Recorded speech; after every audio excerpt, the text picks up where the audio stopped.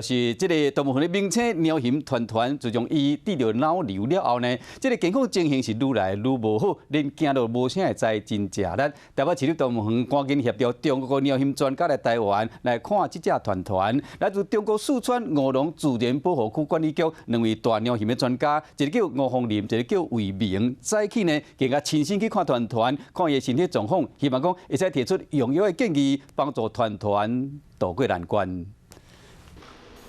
看你食红菜头模样真好追，台北市市立动物园名称鸟翕团，自从治疗脑瘤了后，外界拢真关心伊的健康。动物园的壁顶有打真侪纸条啊，这拢是对伊的祝福。不过伊的病情却是慢慢地恶化，走路看起来袂知，佫真食力。园方证实讲，中国的鸟翕专家已经伫昨到台湾啊。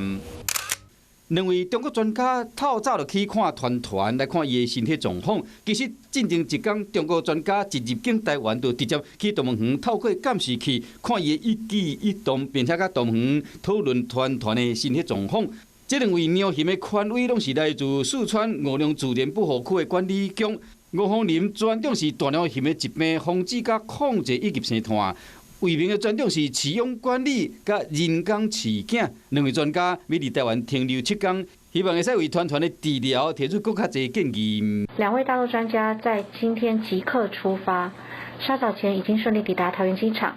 在动物园同仁的陪伴下，搭车直奔动物园，前往大猫熊馆探视团员一家。不过，动物园的发言人进前就讲过，讲中国专家敢会使提供用药的建议。无法度采取医疗行为，是讲医院希望会使互团